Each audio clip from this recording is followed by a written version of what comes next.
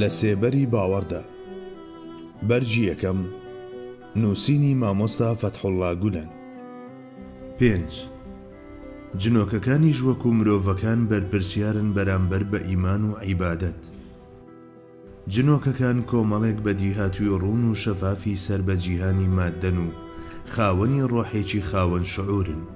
لە ڕووی پێکاتەی مادیەوە لە مرۆڤ و فریشتەکان و لە ڕوانگەی شعوریشیانەوە لە ڕووەک و ئاژەڵان جیا دەبنەوە، چونکە وەکو مرۆڤ لێپرسراویەتیان بەرامبەر بە ئیمان و عیبادەت و بەندایەتی هەیە، ئەوا دەکرێت ئیماندار یان بێباوەڕ بن.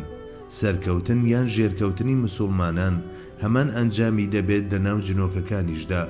واتە لە حاڵەتی سەرکەوتنی مسلمانەکاندا جنۆکە مسلمانەکان سەردەکەون بەسەر بێباوەڕەکانی ناوخۆیاندا و بە پێچەوانەشەوە. اینجا لەبەر ئەوەی نێر و مێیان هەیە هاوسەرگیری دەکەن و وەچە دەخەنەوە، سەبارەت بە تەمەنیان 1000 ساڵیش وتراوە. 6. جوڵەی فریشتە و جنۆکەکان پابەندی زنجیری کات و شوێن نییە. ئەم دنیای کە تێیدا دەژین و لە زۆر لایەنەوە گوێرەیە، شتەکانی وەکو هێز و توانە و شێوازی ئاخاوتن و قورسایی و کات و خێراییش گوێرەین. بۆ نمونە لە ڕووی قورساییەوە ئەگەر قەبارەکەیشیان یەکسان بێت، جیاوازیەکی زۆر لە نێوان هێرکەیەک و پارچە تەختەیەک و ئاسنێک و مادەی جیوەدا بەدی دەکرێت. بە وێنەی ئەمە تەنەکان خێرایی جوڵە و کەوتنە خوارەوەی تایبەت بە خۆیان هەیە. بۆ نمونە دەنگێک خێراییەکی دیاریکراوی هەیە. تیش چیش دەڵێت من سنووری خێرایی مادەم. کاتێک مادە بەهۆی هێزی ڕاکێشانەوە دەکەوێتە خوارەوە، بە بەردەوامی خێراییەکەی زیاد دەکات. واتە ئەگەر لە چرکەی یەکەمدا 5 مەتر ببڕێت، لە چرکەی دووهەمدا خێراییەکەی یەکسانە بەو دووریەی کە بڕیویەتی کەڕەتی دووجای چرکەکە. واتە لە چرکەی دووهەمدا دەکاتە 5 جاران 4، لە چرکەی سێهەمدا دەکاتە 5 جاران 9، لە چرکەی چوارەمدا دەکاتە 5 جاران 16، لە چرکەی پێنجەمدا دەکاتە 5 جاران 25، یەکسانە 125 مەتر. کاتێک ئەم خێراییە زیاتر دەبێت و دەگات بەلووتکە، ئیدی کات خاو دەبێتەوە. ئەو مادەیەش کە دەگات بە خێرایی ڕووناچی سیفەتی مادیەت لەدەست دەدات و ماهیەتێکی سەر و مادی بۆ پەیدا دەبێت.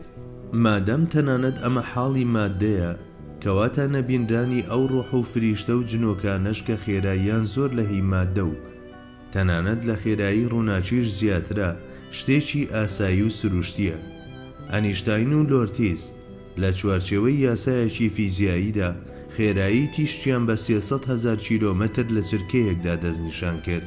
لێرەوە ماتریالیستەکان ویستیان بگەن بە ئەنجامی گەردوون سنووردارە، کەواتە لە دەرەوەی سنووری گەردوونیش دیسان مادە هەیە. بەڵام لێکۆڵینەوەکان دەریان خست کە بە فیعلی دەکرێت ئەم سنوورەی مادە تێپەڕێنرێت. زانایان لە ڕێگەی یاسا ماتماتیکیەکانەوە سەلماندیان کە دەکرێت لە دەرەوەی پێناسەی تەن تیشک و شەپۆلیش بوونی هەبێت کە تەنۆرکەیی نین، و ناویان نان تیشکەکانی تاشیۆن و سیرنکۆڤ. کاتێک خێرایی مادە زۆر زیاتر دەکات، چیتر سیفەتی مادە نامێنێتەوە. بە پێچەوانەشەوە کە خێرایی کەم دەکات، سیفەتەکانی بە مادی بوون و تەن و بیندراوی دەردەکەون. بۆیە لێرەدا ئەم چەند تێبینیەمان لەسەر مادە باس کرد، چونکە لەم ڕێگایەوە بابەتی خێرایی و بڕینی ماوە لەلایەن فریشتە و ڕۆح و جنۆکەکانەوە ڕوونتر دەبێتەوە. کەوایە لە جیهانی گوێرەییدا مەرج نییە هەموو شتێک کات و شوێن کۆت و بەندیان کردبێت. 7. فریشتەکان و جنۆکەکان بەراورد بە ئادەمیزاد دەتوانن کاری زۆر گەورەتر و سەختتر ئەنجام بدەن. پێش لە هەر شت زانراوە کە هیچ شتێک و کارێک بۆ توانستی خوای گەورە گران و سەخت نییە. ئەو خوایەی کە 1 دانە 3 و 1000 دانە و باخچەیەک و هەموو دنیا و گەردیلەیەک و گەلەستێرەیەک و ماسیەک و دەریایەک بە هەمان ئاسانی بەدی دەهێنێت، دەتوانێت هێز و توانە بە گوێرەی ویستی خۆی بە مرۆڤ و فریشتەکان و جنۆکەکان ببەخشێت. لە بنەڕەتدا ئەوەی کە مرۆڤیش دەتوانێت بیکات، هیچی لەوەی فریشتەکان و جنۆکەکان کەمتر نییە. ئەگەر ئەوە فریشتەکان بن کە چاودێری جوڵەکانی گۆی زەوی و تەنە ئاسمانیەکان دەکەن، ئەوەش ئادەمیزادە کە دنیا هەڵدەسوڕێنێت و شکل و شێوە بە مادە دەبەخشێت و شارستانیەتی دادەمەزرێنێت و تەکنەلۆجیا بەرهەم دەهێنێت. ئەگەر مرۆڤ لە بری 5 پەنجە تەنها دانەیەکی هەبوایە و لە بری قۆڵیش باڵی وەک ئەوەی باڵندەکانی هەبوایە و لە بری پێیەکانیش خاوەنی قاچی فیل بوایە، دەیتوانی هەموو ئەو شتانە بکات کە لە ئێستادا دەیان کات.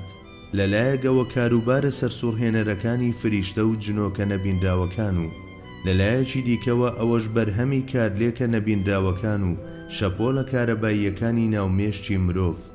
دەست و قۆڵ و ماسوولکەکانمان قورساییەکان بەچی بەرز دەکەنەوە؟ ئایا لە کۆتاییدا ناگەین بۆ مۆخی ئێسک و شەپۆلە شەفافانەی ناومێشک کە لە خۆیاندا هێز و توانایان نییە؟ شەپۆلی هەوا و ڕەشەباکان لەگەڵ ئەوەدا کە نابینرێن، خانوو دەڕوخێن و درەخت لە ڕەگەوە دەردەهێنن. ڕەگ و دەمارە نەرم و ناسکەکانی جیا و ڕووەکەکان بەردە ڕەق و تەقەکانی کونکون دەکەن و ئای چ شتانێکی سەرسوڕهێنەر دەچنن. چەندین سەرچاوەی وزەی وا هەن کە زانایان دۆزیویان نەتەوە. وێزگە ئەتۆمیەکان توانا و هێزی بەنداوەکانیان تێپەڕاندووە و بەو وزەیەی کە بەرهەمی دەهێنن ماددە دەخەنە جوڵە و بە تایبەت ئەو تیشتی لێزەرەی کە دۆزراوەتەوە و چەندەها شتی تریش کە چاوەڕوانی دۆزرانەوەن لە گشت بوارەکانی ژیاندا ماددە ئەمدی و ئەودی و تاوتوێ دەکەن. مانای وایە کە هێزە نەبینراوەکان باڵادەستێکی ڕەهایان بەسەر ماددەدا هەیە. ئەگەر وزە و تیشکەکان بەم جۆرە کاریگەریان لەسەر ماددە هەبێت، کەواتە فریشتە و جنۆکە نەبینراوەکان بەو ئامراز و ئامێرانەی کە خوا پێی بەخشیون دەتوانن ماددە بخەنە جوڵە و شتانێکی سەرسوڕهێنەری وا ئەنجام بدەن کە لەسەر و توانای ئێمەوەیە. جگە لەمە مرۆڤیش وەکو لە بابەتی ڕۆحدا ئاماژەمان بۆ کرد دەتوانێت شتانی سەیر و سەمەرە ئەنجام بدات.